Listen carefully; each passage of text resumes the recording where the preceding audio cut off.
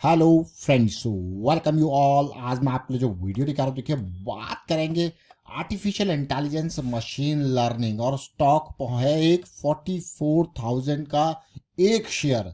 अब आप कहोगे यार इतना महंगा भी कोई शेयर हो सकता है, तो आप फिर सोचना एमआरएफ की। एमआरएफ का शेयर का प्राइस आपने देखा ही होगा कितना महंगा है। तो ऐसा नहीं कि शेयर महंगे भी होते हैं। तो चलिए डिटेल में समझने की कोशिश करते हैं कुछ। और आगे बढ़ने से पहले मैं आपको बता दूं, अगर आपने अब तक चैनल को सब्सक्राइब नहीं किया तो जल्दी से सब्सक्राइब कर लें, बेल आइकन को प्रेस कर लें, जिससे आपको नोटिफिकेशन आती रहेगी।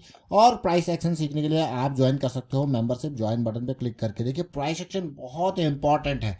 इससे क्या होता है कि आपको जो पता चलता है चीज़ें रिस्क मैनेजमेंट के बारे में, प्रोबेबिलिटी के बारे में, और साथ के साथ मोमेंटम के बारे में। और रिस्क मैनेजमेंट क्यों इंपॉर्टेंट है? जब भी मार्केट हल्का सा भी करेक्ट करती है ना, जब स्टॉक्स गिरने लग जाते हैं, तो जो डर की फीलिंग आती है ना, वो जो डर का माहौल बनता है, उस डर से बचने के लिए रिस्क मैनेजमेंट इंपॉर्टेंट है। तो इसलिए मैं आपको बार बार कहता हूँ कि साइकिल को समझिए और रिस्क मैनेजमेंट को हमेशा प्रायोरिटी दीजिए, क्योंकि मार्केट में कुछ भी गारंटीड नहीं है। Market is completely dynamic.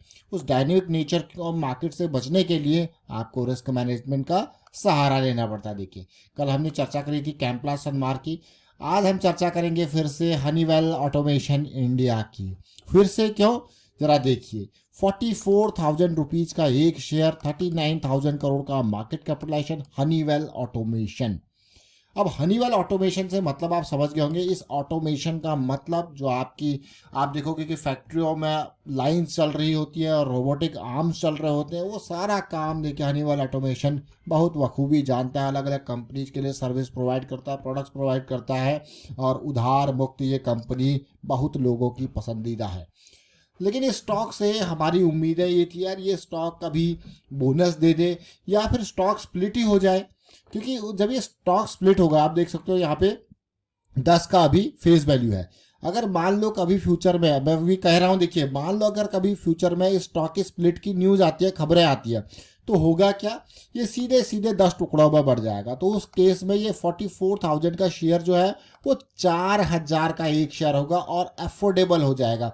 आपने रिसेंटली अभी कुछ टाइम पहले किसका, आइशर मोटर का शेयर देखा था कि किस तरीके से वहां पे स्टॉक स्प्लिट हुआ था, और उसके बाद वो स्टॉक काफ़ी अफोर्डेबल हो गया था, लोग आराम से खरीद पा रहे थे।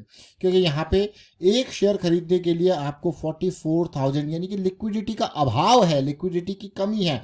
बट ऐसे केसेस में जब स्टॉक स्प्लिट होते हैं तो वहाँ पे क्या होता है, आप यहाँ पे जो एक शेयर आपने खरीदा, अब जब स्प्लिट हो गया तो आपके पास 10 हो गए। तो आप चाहे एक बेचना चाहो, दो बेचना चाहो, 5 बेचना चाहो, 7 बेचना चाहो, वो आपके पास ऑप्शन है, क्योंकि उनके 10 टुकड़े हो चुके हैं। इसका मतलब स्टॉक स्प्लिट वो एक कॉर्पोरेट एक्शन है। तो ये बहुत ज़रूरी है ऐसे स्टॉक्स के लिए मैं कहूँगा। बट अगर अपनी अपनी रेपुटेशन है, अब एमआरएफ ने तो देखिए वो उसका प्राइस देख सकते हो अब लाख के पार है।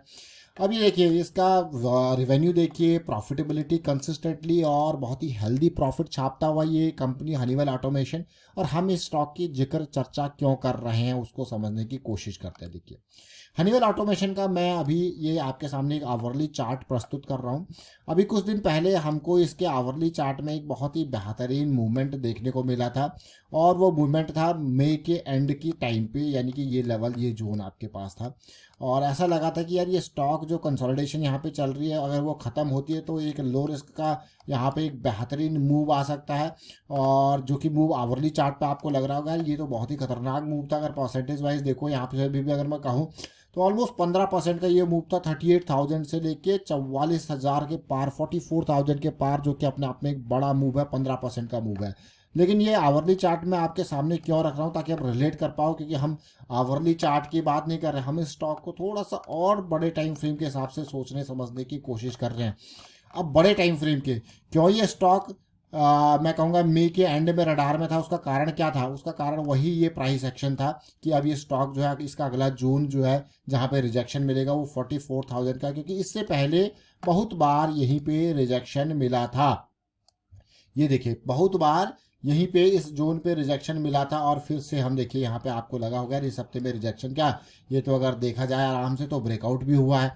तो ये स्टॉक बहुत इंपॉर्टेंट इन लेवल्स पे, और साथ के साथ हम इसी तरीके से, यानी कि पिछले 2 हफ्ते पहले भी यही लाइंस आपके सामने ड्रॉ कर रहे थे कि ये स्टॉक अब और इम्पॉर्टेंट हो जाएगा जब यहाँ तक की क्लोजिंग मिलेगी, और क्लोजिंग बढ़िया मिली है। अब जरा देखिए इस वीडियो को, ये वीडियो ज़्यादा पुराना नहीं है, ये है मार्च 31 का, यानी कि ठीक 2 हफ्ते पहले की बात है। और ये उम्मीद थी कि स्टॉक मूवमेंट दे, और स्टॉक ने मूवमेंट दे के हमें अपने अपर, मैं कहूँगा टॉप पे, पीक पे यहाँ पे लेके जाके रख दिया है प्राइस को। तो काफ़ी इम्पॉर्टेंट। अब ऐसे स्टॉक जब इस तरीके की कंसोलिडेशन देते हैं तो इनमें जब बड़ा मूव आता है तो सोचिए ज़रा कितना बड़ा मूव आता है अगर आप प्राइस के हिसाब से सोचोगे, परसेंटेज। इसीलिए एक और इम्पॉर्टेंट लर्निंग की जब भी हमें बात करनी चाहिए वो करनी चाहिए परसेंटेज की टर्मिनोलॉजी में। और क्यों करनी चाहिए? क्योंकि यहाँ पे जो मूव है वो अगर प्राइस में देखोगे तो 6000 का, बट इसके इस प्राइस के हिसाब से देखोगे तो वो मूव 15% का मूव था इसके अपर यहाँ पे बाउंड्री पे टच करने के लिए। अब यहाँ से अगर ये मूव 44,000 से जस्ट 50% का मूव आता है, जो कि अगर आप कई स्टॉक्स में देखो 50% का मूव जो है ज़्यादा बड़ा नहीं होता। और सिमिलर सिचुएशन जैसे मैंने आपको पहले भी कहा था, हनीवेल ऑटोमेशन के पिछले मूव को अगर हम देखें जो कि 2014 में आया था, वो बहुत ही ज़बरदस्त मूव था। और ये सीधे 28,000 से स्टॉक को लेके गया था। देखिए कहाँ पे, देखिए देख रहे हो 2800 से 11,500। अगर इसका मूव देखा जाए परसेंटेज वाइज उस टाइम का मूव और फिर से आप रिलेट करोगे इस टाइम का मूव, तो देखिए ऑलमोस्ट 250%। अगर मैं 200% भी लगाऊं तो आप देखिए, अब आप कहोगे यार ये तो बहुत ही ज़बरदस्त रैली यहाँ पे आ सकती है। कुछ उसी तरीके की सिचुएशन यहाँ पे बनाया है। ये 2014 वाला सिचुएशन अभी के टाइम पे बनाया है।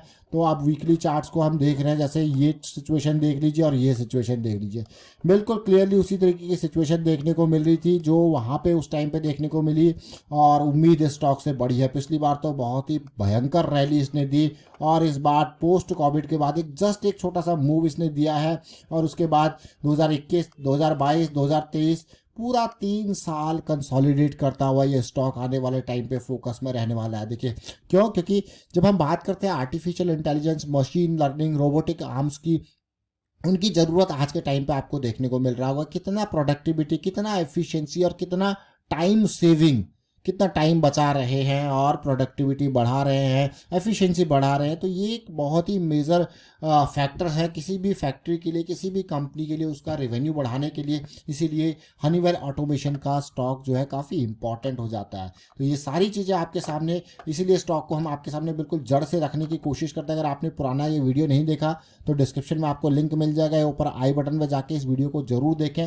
और ये सारी वीडियोज जिस बेसिस पे आपके सामने आती है वो है प्राइस एक्शन। तो 2 पॉइंट सिस्टम हो या फिर बड़ी करेक्शन या प्राइस साइकिल या M60 करेक्शन, ये छोटी छोटी चीज़ें जरूर है लेकिन बहुत ही इंपॉर्टेंट चीज़ें हैं। वीकेंड पे आपके पास टाइम होगा तो इसको जरूर देखें और समझें, सीखें, प्रैक्टिस जरूर करें। देखिए वीकेंड पे प्रैक्टिस जरूर करें। प्रैक्टिस से आप चीज़ों को समझोगे और रिलेट कर पाओगे कि किस तरीके से चीज़ें मूव हो रही है। वाइंड अप करता हूँ वीडियो को, आप शेयर कीजिए, लाइक कीजिए, प्राइस एक्शन सीखते रहिए, प्रैक्टिस करते रहिए। Thank you for watching the video.